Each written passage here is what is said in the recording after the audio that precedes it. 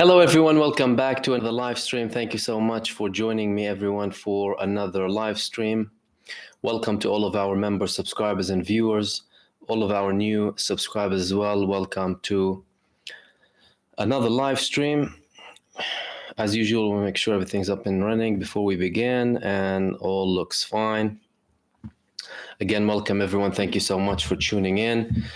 Tonight, I want to talk to you about the further tensions between the Israeli army and Benjamin Netanyahu in particular. I posted a couple of videos earlier on in relation to a couple of things to do with the updates from the ground with the Lebanese resistance, with the Yemeni resistance, with the Iraqi resistance as well. We have seen a lot of intense actions when it comes to the resistance. We have seen intensity from Hezbollah, we have seen intensity from Yemen, we have seen intensity from Iraq, and clearly Israel is providing no answer when it comes to the resistance fronts. When it comes to Gaza, we've seen a lot of developments. A lot of developments when it comes to the ground and a lot of developments when it comes to Israel. Obviously, we have these tensions between the Israeli army and between Benjamin Netanyahu. However, they are expanding. They're expanding the operations in Khan Yunis in particular. Khan Yunis is the same place that they participated in and left over 4 months ago. Before the ground invasion began, Khan Yunis was considered to be one of the biggest hubs. However, the main hub was Al-Shifa Hospital, in accordance to Israel. And we saw the barbaric massacre they committed in Al-Shifa. However, when they first invaded Al-Shifa and found nothing, even when they went under the ground Al-Shifa Hospital, and all of the propaganda was revealed even by mainstream media, they started saying we have to go to Khan Yunis. They went to Khan Yunis because Khan Yunis is the place where the Hamas leader in Gaza is from, Yahya Sinwar. They had no accomplishments whatsoever. They had to publish fake information, lots of propaganda, that they dismantle everything, up until they came up with Rafah. And we saw what's happening in Rafah. We're seeing what's happening in Rafah today. They went to Rafah, then they went back to the center camps. Clearly no vision, no strategy, and the leadership is lying to the public. If you previously tell the public that I got rid of all of these people from these parts, and then you go back to them, what does that say? That you've been lying to the public with the dismantling and how they calculated it and all of these things. And I mentioned at the time senior figures from the Israeli government, one member of the Security and Foreign Committee actually, analyzing how Benjamin Netanyahu comes out with the statements of dismantling certain forces when it comes to Gaza and publishing this information to the public. According to him, the IDF will come up with a report to Benjamin Netanyahu, tell him, we have been participating in this area and we took down, for example, 100 or 200 members. Israel has an estimate that the force includes 700 to 800, for example.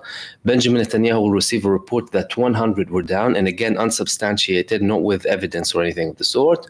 Benjamin Netanyahu will come out with a declaration to the public, we dismantled the whole thing, without backing it up by evidence and whilst manipulating the already unsubstantiated evidence that he gets from the IDF. Now they're going back to Khan Yunis, despite the fact that they haven't found success in any part of Gaza. The north, from Beit Hanun, we're seeing activity from Jabalia, Shujaiya, Rafah. Obviously, they're facing the fiercest resistance there. And now they're going back to Khan Yunis, despite the fact that the Israeli army is not seeing eye to eye with Benjamin Netanyahu and where he's dragging Israel to and the Israeli population, although we've been seeing every single day massive protests calling to stop the war. So there was a report in the New York Times that was heavily circulating in multiple mainstream media. However, the article that I want to quote for you was from one of the Israeli mainstream media outlets, actually, Ynet, Yediot Ahronot. They quoted some of the information that came in the New York Times based on officials from the IDF, and they obviously add some more information and Benjamin Netanyahu's reply, because it's very important for you to understand what the reply is from the government after people publish these reports supposedly quoting leaders from the IDF. And even without that, it's evident the level of tensions that we have between these people. So they said the New York Times newspaper reported at noon Tuesday in an article that was placed in its main headline that the senior generals in the IDF, that is, members of the general staff, are interested in a ceasefire in the Gaza Strip. Generals in the IDF are interested in a ceasefire in the Gaza Strip against the background of a lack of armaments and the shadow of the fear of a possible war with Hezbollah. According to the report, which was also signed by Ynet and Yediot Ahronot reporter Ronen Bergman, senior IDF officials want a ceasefire in the Gaza Strip, even if it leaves Hamas in power for the time being. And their position reflects a widening of the rift between them and Prime Minister Benjamin Netanyahu, who flatly refuses to end the war.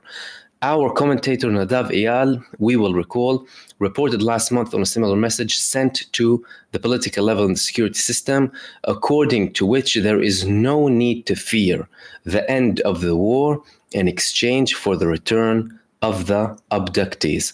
Senior IDF officials, according to the report now in the New York Times, believe that a ceasefire would be the best way to free the 120 abductees who remained in captivity, alive and dead.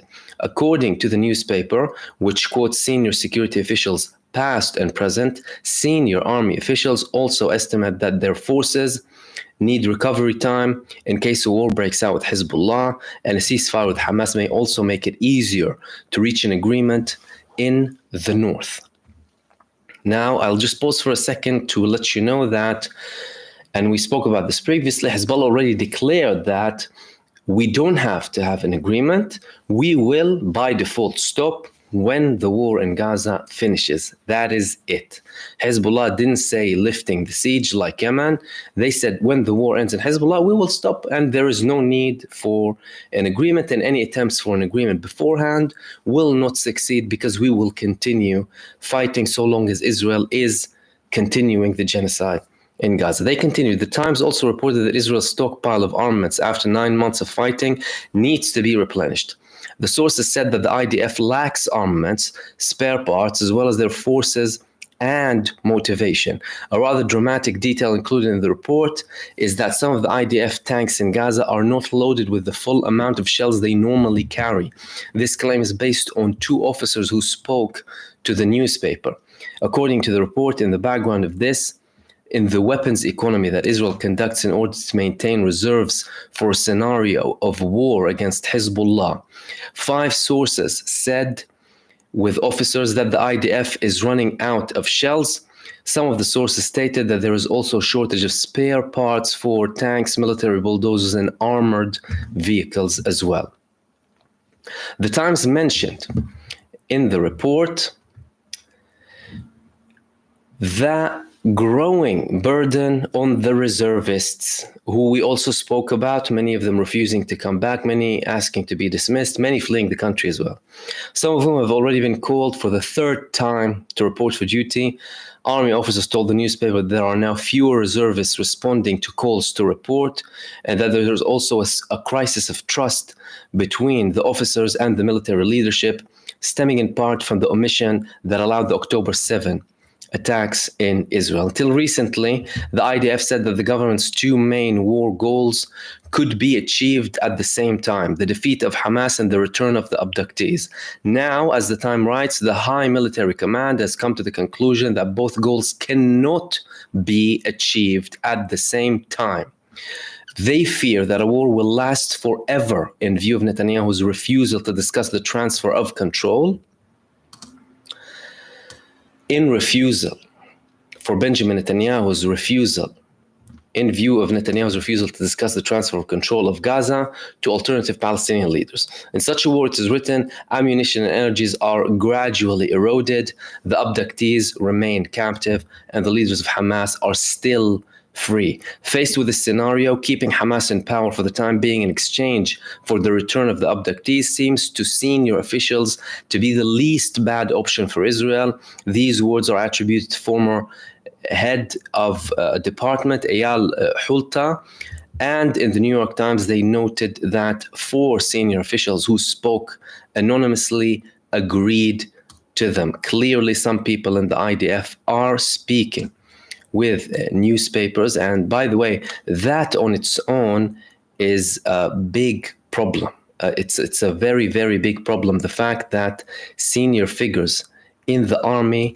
are speaking with newspapers, global newspapers, and all of that is part of a campaign to put more pressure on Benjamin Netanyahu, obviously seeing as he's not listening to the military leadership and to any advice.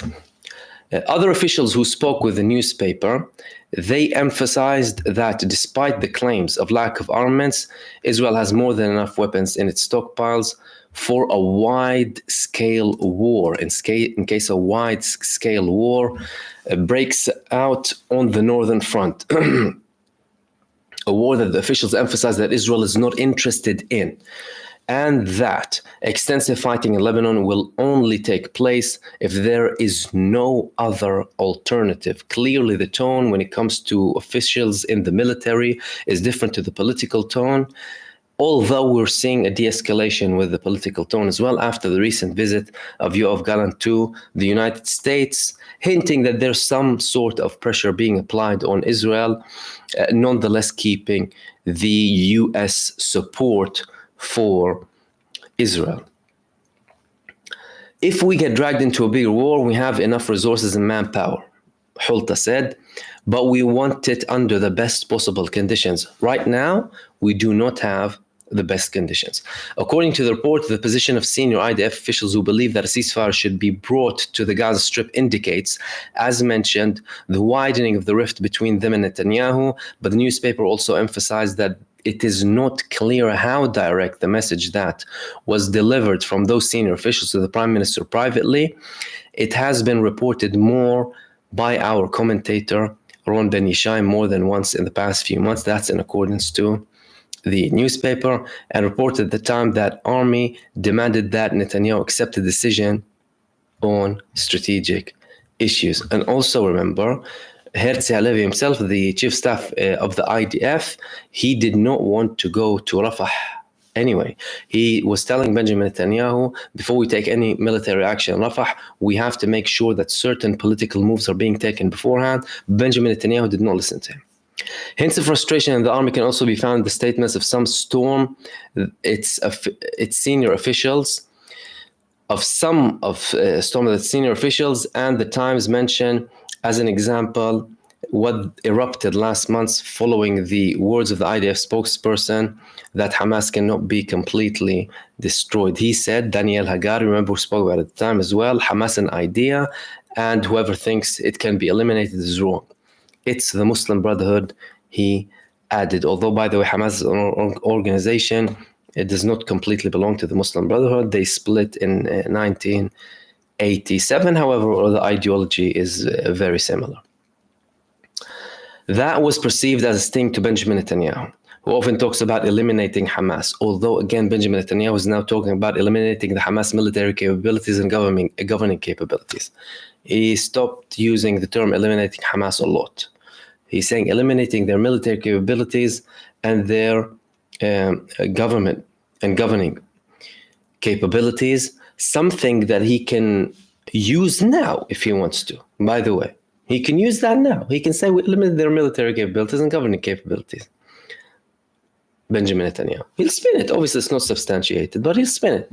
And obviously tell the people, I'm no longer saying eliminate the Hamas, especially with all of this talk about, Hamas cannot be eliminated. Although, again, many people in the Israeli security establishment said that from the beginning, but they obviously came to realize that after months, despite the fact that it was obvious from the beginning that they cannot eliminate the Hamas.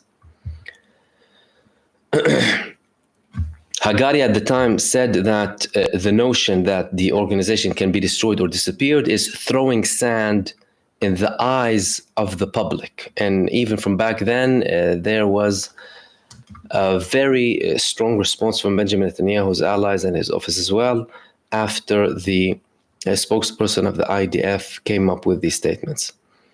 They obviously continues, this caused outrage in the system. And Netanyahu's office said at the time, the political security cabinet defined as one of the goals of the war the destruction of the military and governmental capabilities of Hamas. The IDF is, of course, committed to this. On the elimination of Hamas as an organization, but only on the reduction of its military and government capabilities.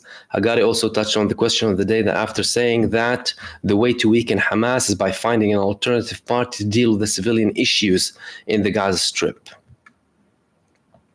The Times also noted that Chief Staff Halevi was recently heard as trying to emphasize the IDF's success in the war in Gaza, and that various commentators see as an effort to create a justification for ending the war in an honorable manner, as they claim. Among other things, the newspaper mentioned the Chief of Staff's words during his visit to Rafah last week, quote, "We are getting close to disbanding the Rafah brigade of Hamas. It is decisive, not in the sense that there are no more terrorists in it, but in the sense that it does not know how to function as a fighting unit." Again, something that we're seeing contradicting evidence to every single day from Gaza, by proof, every single day. They continued, Netanyahu himself said in response to the report that, quote, "Unnamed sources are briefing the New York Times today. They are telling them that Israel will be ready to end the war before achieving all of its goals." I don't know who those unknown sources are, but I am here to make it very clear. We will end the war only after we have achieved all of its goals, including the elimination of Hamas and getting back our hostages. The IDF has defined these goals, and we will not surrender to defeat, not in the New York Times, nor anywhere else. We are confirming that we believe in the spirit of victory. That's in accordance to Benjamin Netanyahu. Israel is nearing the Netanyahu era. They added on, Netanyahu himself, it should be noted, said yesterday that the eliminating of Hamas will still require blows in the future. So, what is that? He's saying that we're not going to eliminate them completely. If they are going to require blows in the future, then that's not elimination. They're still there. They continued to say that Israel estimates that they killed about 14,000, and that was the bulk part of Hamas.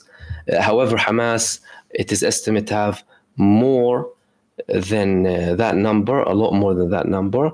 And they said they are hiding under tunnels deep under the ground, guarding stockpiles of weapons, fuel, food, and also hostages, according to that report.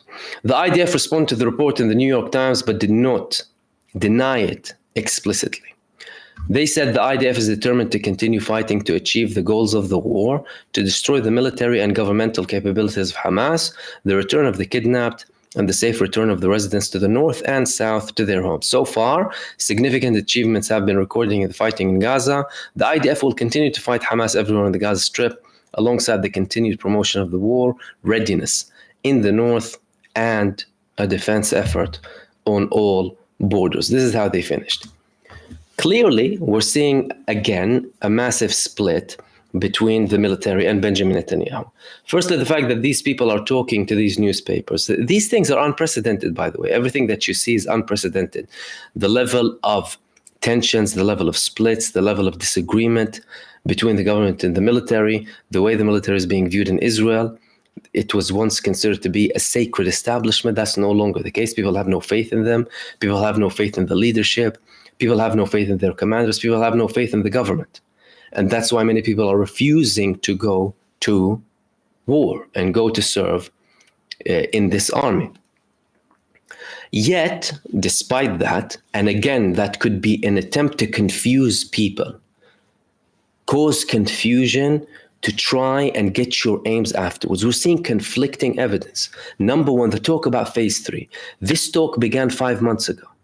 Now, apparently, Benjamin Netanyahu is explaining it as a phase 3 in other parts, but the phase 3 now is going to begin in Rafah, although no official statement said that we are in phase 3. Clearly, they're only chewing words and spitting them whenever is suitable for them.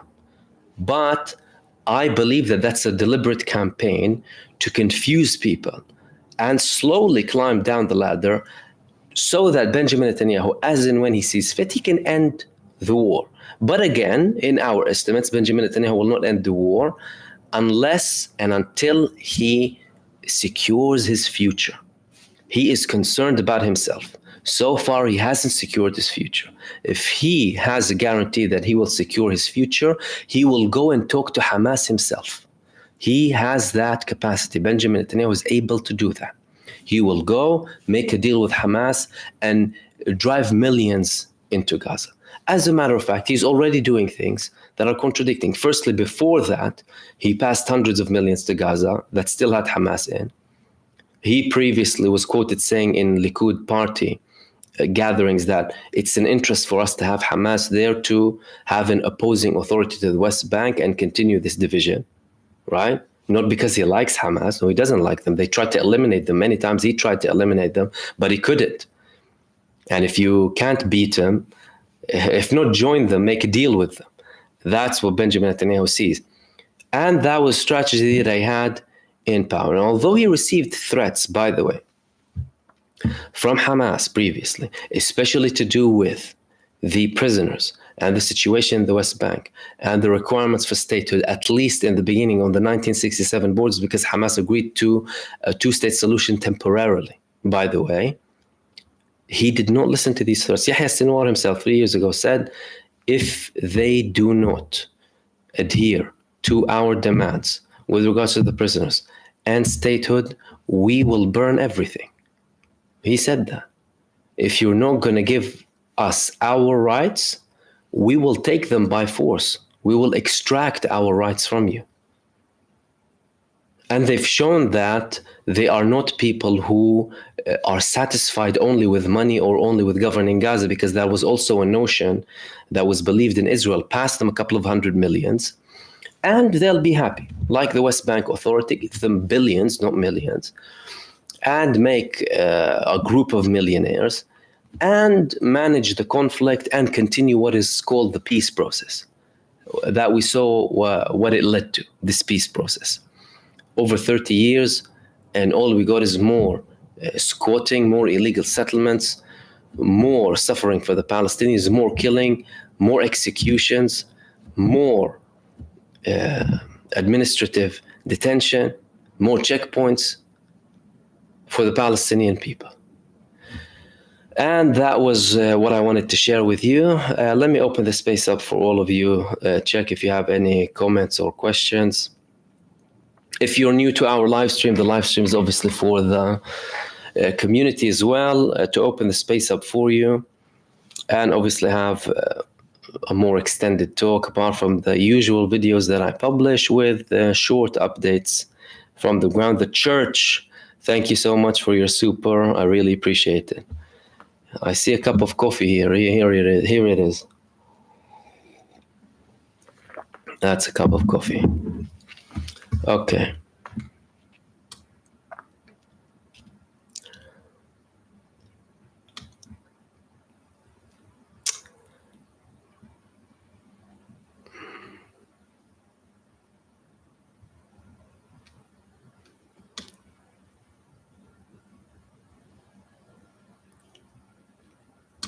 Cisco Terrace is saying Israel needs a timeout. They do need a timeout, but they're too arrogant to confirm that they need a timeout, that they have to say it anonymously to the New York Times. Obviously, Benjamin Netanyahu will not say we need a timeout. As a matter of fact, you're talking about a collapse. What are we talking about? It's not just a timeout. You know, we're talking about a very severe defeat and collapse, total collapse. And all of the things are being covered up simply because they want to protect it as a state. And the majority of the cover-up is happening not just in Israel, but outside Israel.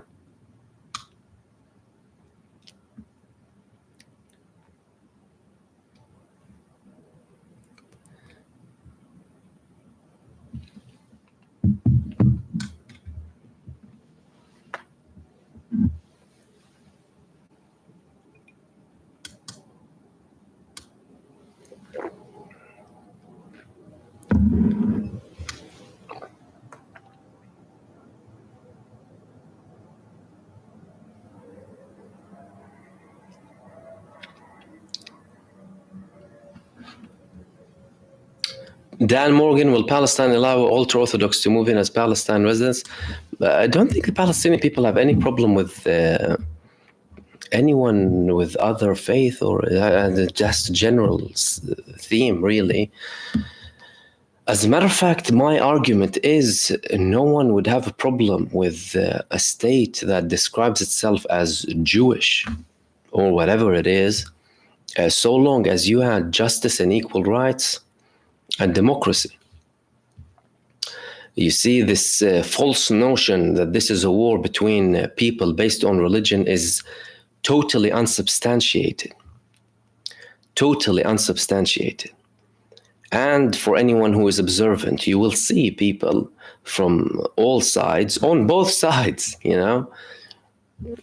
So 100%, because Jewish people lived there anyway before the establishment of Israel, right? There was no problem. Problem that happened was when Zionist gangs came from Europe under the pretext of being persecuted in Europe by Europeans to Palestine and imposed their will through terror, supported by the British Empire, who granted them something they don't own at the expense of the indigenous people. So there is no problem, you know, between people of different religions. Obviously, you do have tensions between the people who are fighting. That's, of course, that's the case. But that's not to say that every person from that background has a problem with the others purely because of the background itself. It's because of the actions that are being taken by the people of that background against other people. And if those actions were being taken by anyone else, you would have had the same problem. You would have had people obviously resisting that.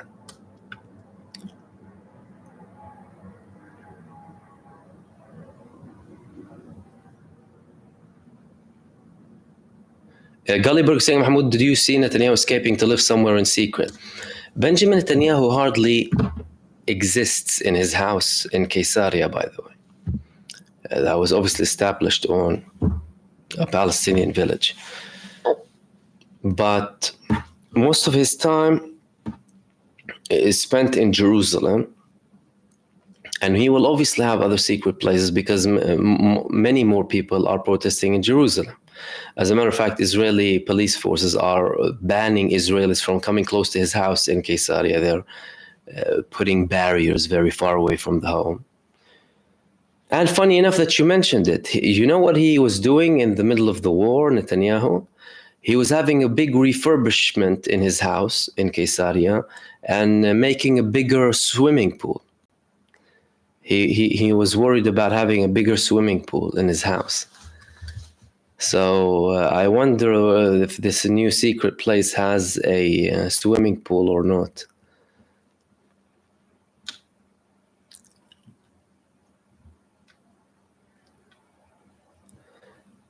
I was from Gullyberg.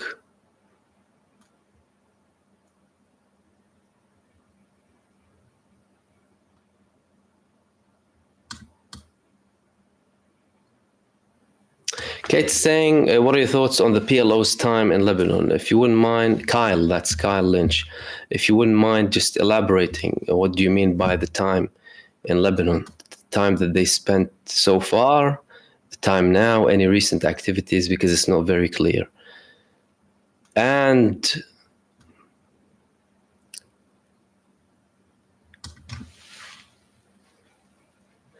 Teshikoma is asking, did you see the footage of the released Al-Shifa manager in Paria State's prison? Who leaked those? Yes, I have. So Teshikoma is referring to the images that Israel released of the cell that Muhammad Abu Salmiya, Dr. Muhammad Abu Salmiya, Al-Shifa manager, was in Israel. After his release, Israel started having a blame game that we spoke about in one of our videos before, because no one wanted to take responsibility. Netanyahu said, I had no clue. The defense minister, I don't know. The ultimate responsibility is down to who? The Minister of National Security, Itamar Ben-Gvir, because he is in charge of the prisons. That's why he was taking harsher measures. He was saying, starve them to death, and we need to shoot all of them and kill them. And until we are able to shoot all of them and kill them, we need to starve them as much as possible. That's why you'll see so many prisoners going out, losing on average 25 to 30 kilos. That's the average, by the way, calculated by everyone who was released. And then he said, he came with the statement that he was tricked into releasing them. He was threatened by the head of the Israeli Shabak, you must release him. And he was saying that, it's not my responsibility. I was threatened by the head of the Shabak, and this is how Israel runs, to cover up the fact that he's ultimately responsible. So imagine the level of tensions between these people. So there was a notion that he was released. There was an argument that in Israel that he was released because there's not enough space. And the prisons are very crowded. Therefore, Israel's releasing people because it's very crowded. So someone in Israel released that image to show that there is space in the cell. And it's not the fact that it's crowded. Someone made a decision, a political decision, and someone implemented it to apply more pressure on who? The person who made that decision, which is the Minister of National Security, who's Itamar Ben-Gvir. So that's why they leaked those images, and that was from Tashikoma. The Regal, thank you so much for your super. He said the West always had problems with Jews. The fact that they insist Jews need a safe place is admitting how much they hate them. As if pogroms and Holocaust weren't enough. Zionists exploit this. The problem, the final answer to the Jewish question, that was raised in Europe. And the answer was Nazism in combination with Zionism. This persecution pumped up, don't question it as well, terrorizing anyone who questions it, dystopia, and Zionism by telling them, oh no, we need to go, we need to have a safe haven. So they collaborated and they came up with the term anti-Semitism to criminalize any criticism of the state of Israel due to Zionism's work to ethnicize Judaism, which is a religion. But they made Jews an ethnicity, Jewish people, and they brought them in. It's 100% European problem because the Jews in the Middle East and Arab states, they didn't have a problem. As a matter of fact, they were suffering from the same persecution that they faced in Andalusia with the Muslims. And who housed them at the time? The Ottoman Empire. And Arab states were there anyway. There were communities already. They obviously exported the problem. But nowadays, Jewish communities live everywhere safely. Obviously, there's an argument that there's a level of, anti-Jewish hate, like there is some Islamophobia or other forms of racism against people totally. But in generally, They are living in communities across the world far safer than they are in Israel. Why? Because Israel is the most dangerous place for Jewish people. Why? Because Zionism is an apartheid, violent, supremacist ideology talking on behalf of Judaism and steering all of this problem. So if you want to talk about anti-Judaism, talk about Zionism. It's what creates it.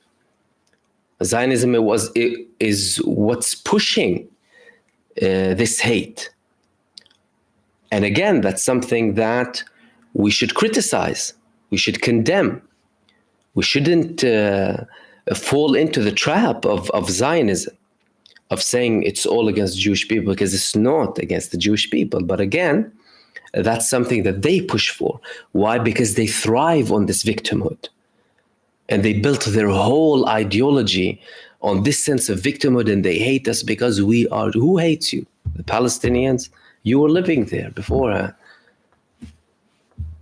The problem is you came up with this idea under the banner of Judaism, and you started ethnically cleansing people and terrorizing them, and you established your state by force. And that's a problem.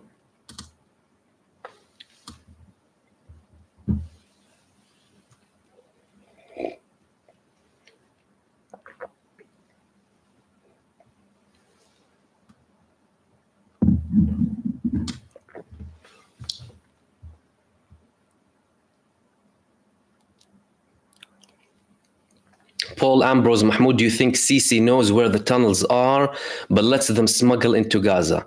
Yes, I think that Egypt knows where a lot of the tunnels are, not all of them, and they allow them indirectly so that they don't have direct responsibility.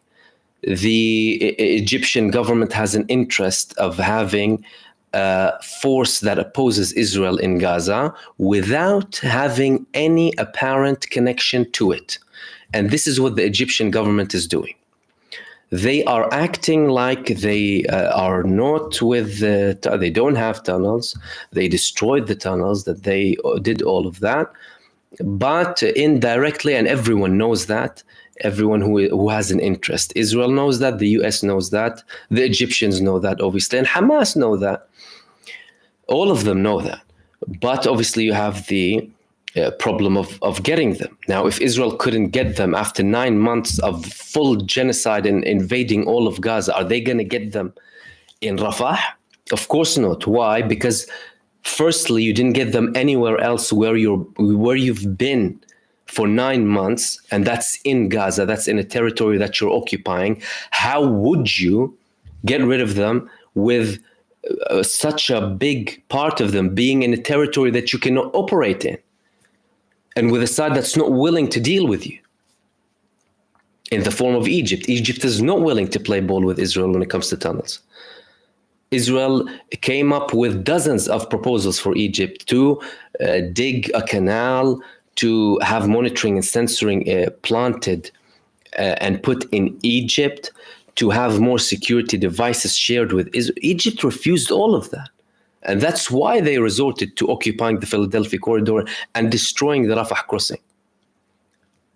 Destroying the Rafah crossing to create a new one in Karm Abu Salem at the joint border between Egypt, Gaza, and Israel, to have all of the type of security that they want. And that was from Paul.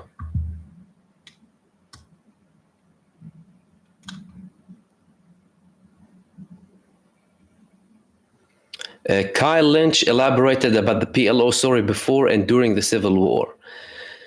Well, they suffered in the Civil War because the Israelis, when they occupied Lebanon, they started playing on the Civil War, and they started taking sides.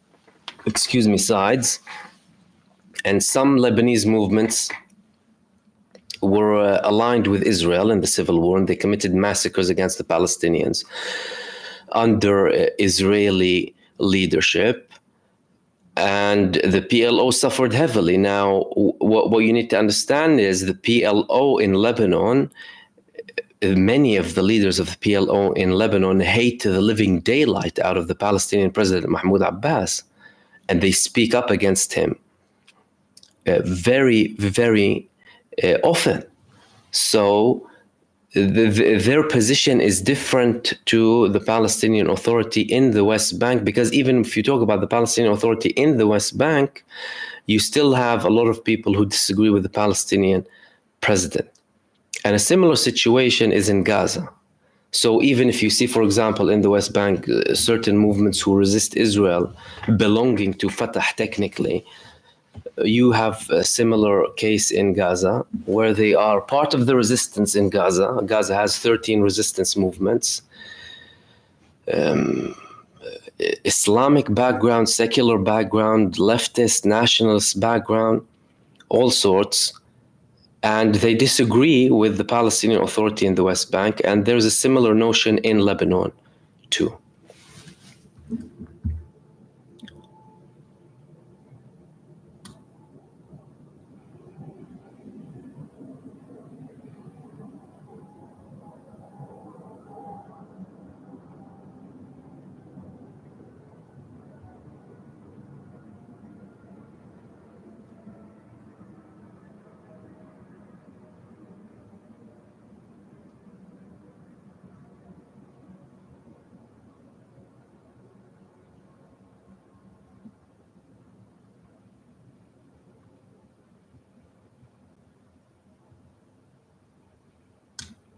Teshikomo, what do the ultra-Orthodox Jews think about Ben Gvir now that the forced conscription has passed? They always disliked him. There's a very big gap between religious Zionism and Orthodox Judaism in Israel. Many of the Orthodox Jews, they don't believe in Zionism, they despise Zionism.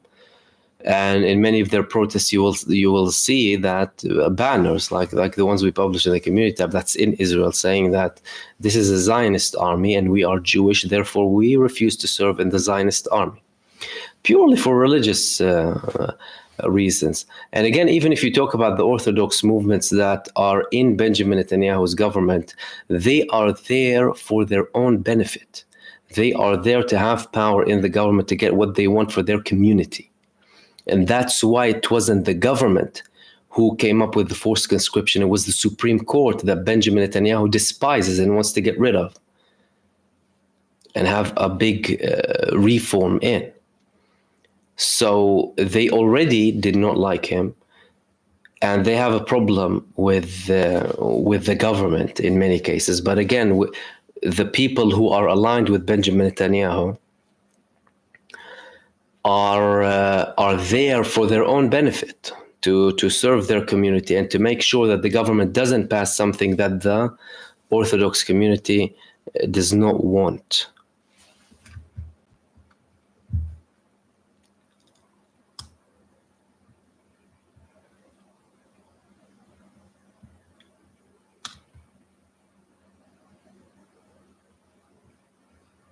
And Letitia saying, and Al-Qassam releasing videos of manufacturing weapons still. Yeah, and that was the case before they even published anything.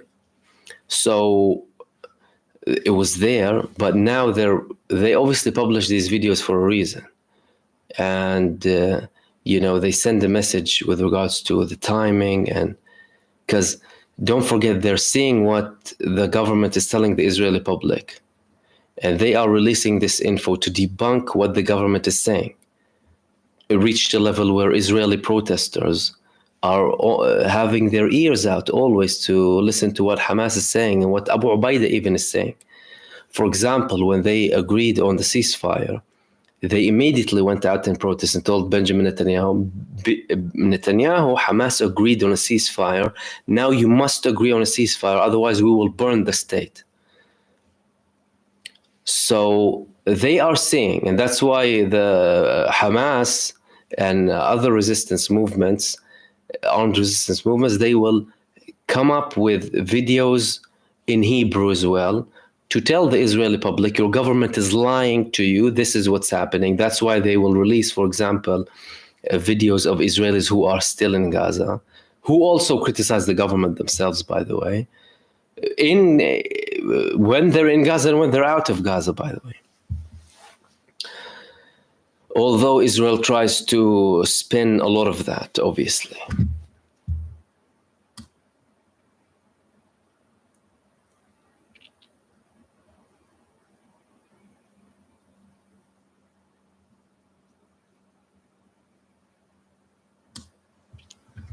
Javaria Muhammad, could the weapons shortage be linked to the work by Palestine Action? The work of Palestine Action definitely contributes to that, especially making it more difficult for this genocidal state to have factories abroad. But that's primarily because of how they use their weapons. Look at the first few weeks, for example, the intense barbaric bombardment of buildings and civilians and that, only to affect the population. No calculate. It's not like they had a bank of targets, right? It's not like the armed resistance is above the ground in an operational building. Well, they'll have some things over the ground here and there, but that's nothing. And obviously a level of leverage, to what level is that true and accurate? Clearly there's something. And more than that, it's the shortage. It's the shortage of people who are going to the army, obviously reservists refusing to serve. Today they already said, the defense minister said, we are not able to bring anyone from abroad, and we have people here refusing to serve. We have to be self-sufficient. That's why they made this historic move of having a Supreme Court order to force conscription on the Orthodox community. That never happened in Israel's history, because they just wanted to have this sweet balance with this community, although it was a matter of public debate for the past 2 decades, a very intense matter of public debate. So it's not just the munition, it's the people as well, and how much they lost, and the tens of thousands killed and wounded.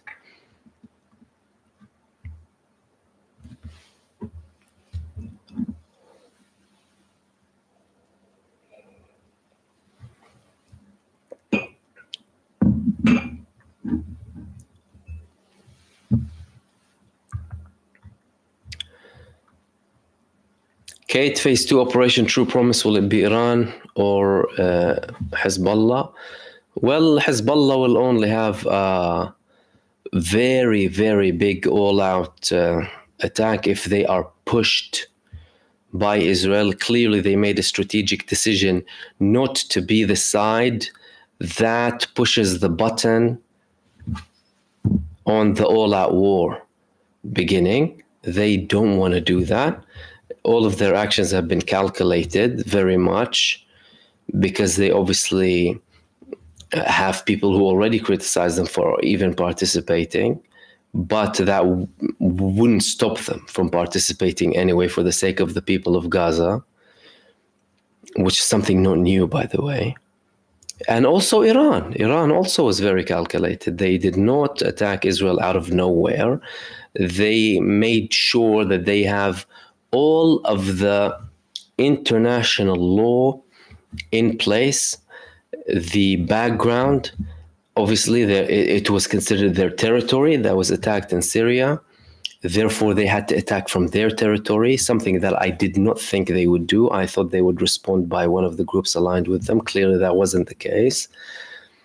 And even with that, they made it very clear to the United Nations under Article 52 of the UN Charter, we were attacked, we are entitled to attack, and we only attacked a military base, and very calculated, very methodical, and it's better than how the US behaves, like an international bully that doesn't regard international law, let alone Israel, that despises international law.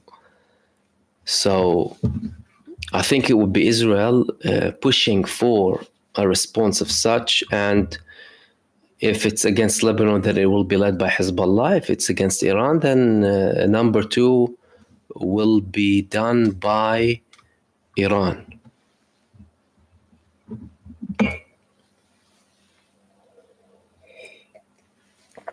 Gullyberg is saying, did you hear that Eilat Port declared bankruptcy due to low activity because of the Houthis? I did not hear that, but that's not surprising. You're talking about 90% of their flows gone, to a level where they're trying to come through over the Suez Canal, but now Yemen said we are already targeting the Mediterranean, and they're joining forces with the Iraqi resistance. The economic impact on Israel is beyond what's being reported. The degrading from Moody's, the negative projection from Moody's, the projected degrading from other companies and organizations, the fact that they're suffering so heavily, the fact that many countries are not dealing with them anymore, the actual loss due to the war itself, let alone what's coming in and out. So the productivity is gone with the reservists. Who are they? The reservists are people who work on a day-to-day basis. Where do they work? Well, they work in many fields, in many industries. One of them is the tech industry, finance. Many of them work in farming or whatever. The property market is completely gone because they shot themselves in the foot with another bullet by banning the Palestinians of the West Bank from working, by not giving them work permits. And they have $600 million of losses every week. These are astonishing numbers.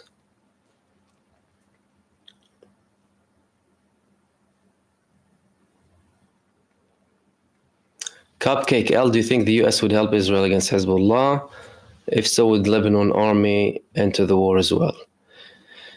Well, from what we're seeing so far, the US has no interest to have boots on ground in Lebanon, nor in Gaza. If Israel is saying outright we're facing an existential war and the US doesn't have boots on ground, and don't mind the boots on ground on the Gaza pier or something, that's not boots on ground. Boots on ground is declaring an operation and most likely dragging the NATO with them. They wouldn't have them in Lebanon. And why is that? It's because Israel is not abiding. If Israel was playing the ball with the US, and after they played ball with the US, for example, Hamas disregarded everything, although Hamas showed very intense leniency when it comes to the negotiations, and that would have not happened, in my opinion. But let's say Israel went ahead with what Biden and the administration advised, and they had a ceasefire, and Hamas continued or what have you, then maybe, the US would have more of a convincing argument. Look, we're trying to solve it, but this party does not want to solve it. But so far, the genocidal, criminal, stubborn, arrogant side is the Israeli side. And let alone the image of Israel globally, and let alone the problems that they're facing internally with the army. People are resigning from the US army now, and being vocal about it too, not just resigning and being vocal. And people from the administration too. So how can they justify it? How can they tell their people go and fight for that genocidal state that its own people are not willing to fight for? Go and fight for that state whose prime minister's son is bathing in our country in Miami. Well, how are they going to convince them? They can't. But if they do, then of course Iran will be there. And then you're talking about Russia as well.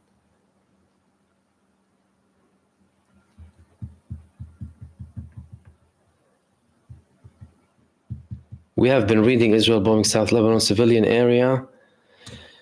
Do Hezbollah have S-400? No, not to our knowledge, but they do have a good air defense that they haven't declared yet. SA-22 reported to be there. We had several reports that Syria passed on air defense systems that it has from Russia. S-300 and 400, they're quite advanced. I'm not sure that they would have it, but hey, who knows? Russia has these in Syria, and they're seeing what the US and NATO are doing in Ukraine. So from a Russian perspective, if you want to do that on our borders, I'll do that on your borders. And they know Israel is the US. And that's why they pass so much power to Hezbollah. The Phil guy, thank you for your super. You said, thank you, Mahmoud, for all the content. My pleasure. I watch you every day. I can sense, I saw your channel, my recommended. Do you think student protests plus BDS campaigns will escalate in September when classes return? Well, look, I think, the students' encampments and the BDS movements, they gained momentum that is unprecedented. If we still have this situation, then we could see an escalation. The impact is there. We are seeing certain results in certain locations, but we're also seeing draconian measures being implemented on the other hand. In the US, by the anti-Semitism bill, by the enforcement agencies using brutal measures against protesters. And you're not just talking about students, by the way. The notion that it's only students is misleading, by the way, because many of them are lecturers, many of them are professors, many of them are staff in the universities. It's not just the students. It's not, because some people want to portray it as if, these students who would go and, protest for whatever, No, that's not the case. It's not just the students. But if we still have this situation, then we can see further escalation. And I think it's important. Obviously, BDS is gaining momentum on an international scale. As a matter of fact, if you talk about the effect that's becoming a domino effect now of boycotting Israel or banning certain exports to Israel, that's BDS unofficially for you, even if you're not part of that movement, including by countries who are very close to Israel, like Canada, for example, banning arms exports. And Canada was one of the top 10 when it comes to Israel. So yes, I think they will intensify if this obviously continues, and unless we have even more draconian measures being taken by the authorities. That we hope we don't see. What you would like to see is obviously the authorities listening to the public. It's democracy. Democracy at the end of the day is power to the people, listening to the people, respecting people and their opinions and things that matter for them. And when you're seeing people regularly out there, month on month, week on week, day on day, in some cases for 9 months consecutive, gathering millions in the process, in certain protests, then what are you talking about? What, are you only good at criticizing other countries you don't like when you have a couple of people protesting in them? Implement what you practice, what you preach. This is what these countries should do. And again, thank you so much for your super.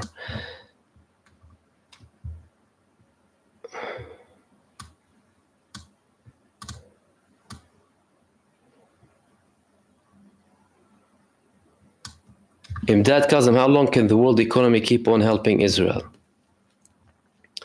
Well, it's not the world economy, it's the economy of the countries that support them most, primarily the US. The main keys are in the hands of the United States of America. The main key is in the hands of the United States of America. If the US decides to take its hands off, and even if they won't do anything, by the way, just lift the support. All it takes from the United States is just to stop supporting. And they will see Israel crumbling. Because they don't have capacity to continue. And they're getting certain support from Arab states, Israel. They're imposing this blockade on Gaza, starving the people to death. And you see some Arab states helping them overcome the blockade imposed by Yemen. But not for very long. Not for very long. However, history has shown that countries, even if they suffer economically, even if their population is suffering, they will have money for wars. The US spent $3 trillion almost in Afghanistan when people were dying in the streets of the US. Likewise with NATO states. You had homelessness, poverty, a very big social gap. They had money for wars, but they did not have the money for the people. Although the money for the people would have been only a fraction of the money that they're spending on the war, only to keep the war economy going and support the military-industrial complex at the expense of their own people. So, if they continue to view Israel as something that boosts their war economy further, they will continue to support them. And the only hesitation that comes from the United States in particular is things getting out of hand, because the United States does not like things getting out of hand. They like conflict on a low heat. They want chaos, but a controlled chaos, not out of control. Alan Marwin, thank you so much for your super set. Thank you for all your hard work. Much appreciated. Thank you so much.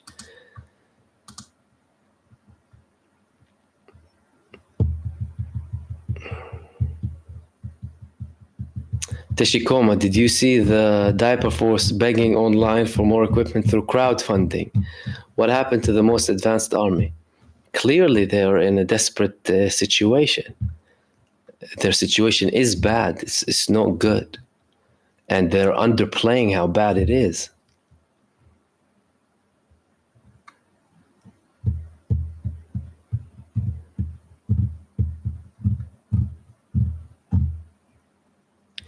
And Amanda, thank you for your comment. Imdad Kazem saying USA still have trauma from Lebanon, Habibi. Totally. We remember the the US Marine base explosion in Sur, was it? We remember. They still have trauma, you're correct. And they wouldn't want to go in, again, for the sake of Israel. When the US forces were in Lebanon, they faced massive hits from the Lebanese resistance. So I agree with Imdad, they still have trauma to this day.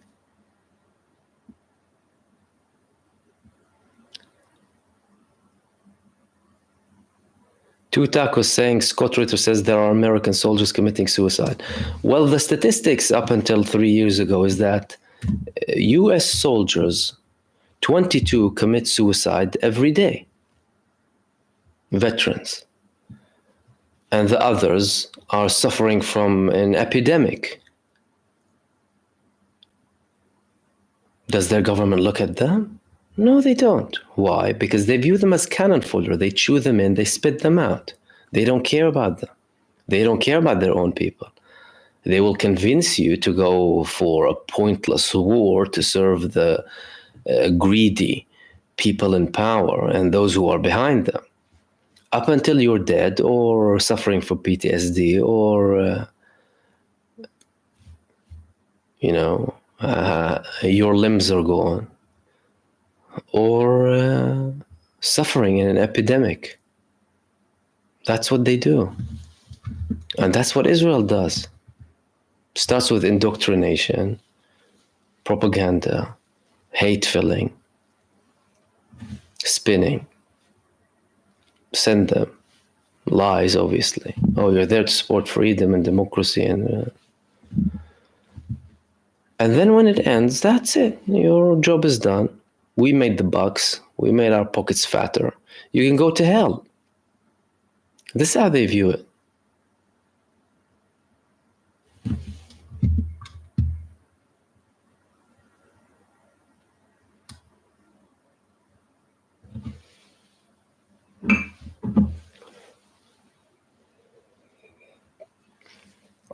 Kate, with IDF declaring they will not fight, do you think illegal Israeli settlers will start to behave and stop attacking the West Bank? You see, the problem that's happening in the West Bank is that more and more of the IOF forces in the West Bank started to be formed out of people who are from the West Bank.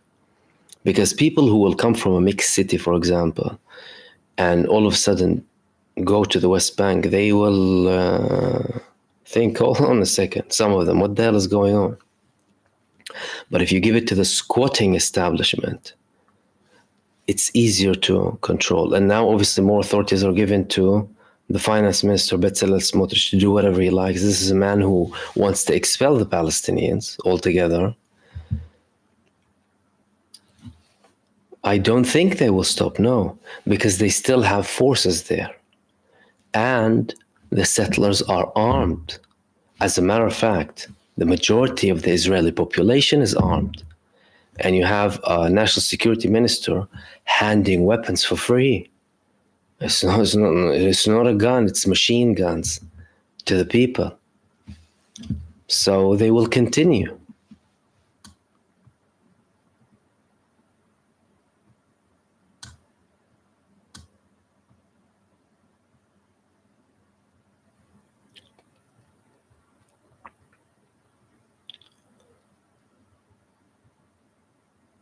Teshikoma, have you heard about Benny Morris telling the pariah state to use nukes on Lebanon? I haven't, but it doesn't surprise me from Benny Morris. Benny Morris is one of those historians who justify the ethnic cleansing campaign of 1948. You see, you had these neo-historians from the 80s like Pape and then Schleim viewing what happened in 1948 and saying, hold on a second, what the hell did we do? That was wrong. And then you had people like Benny Morris who studied it, knew what happened, and said we had to do it. We had to ethnically cleanse people and terrorize them, innocent civilians, and not allow them back to their homes. So I'm not surprised someone like him would say nuke Lebanon. I'm sure some people in Israel share the same view.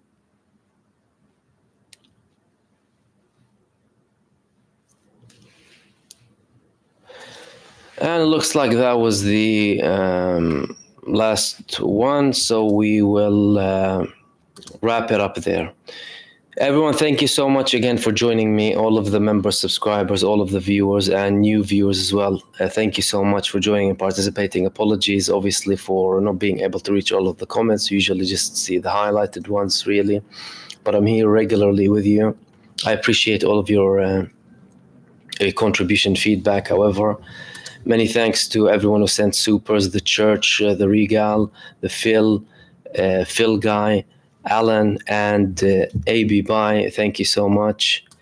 AB Bai is saying, Assalamu alaikum, tuning in from Sana'a, Yemen. Welcome, my brother, and many blessings to you and our brothers in Yemen. Much love to all of you. Thank you so much for your super thanks, everyone, and for everyone who participated. If you haven't watched my other videos that I posted earlier, go ahead and watch them now. Apart from that, enjoy the rest of your day, night, evening, depending on where you are, and I will hopefully be with you tomorrow. And until then, stay blessed, everyone, and peace be on all of you. Salam and good night.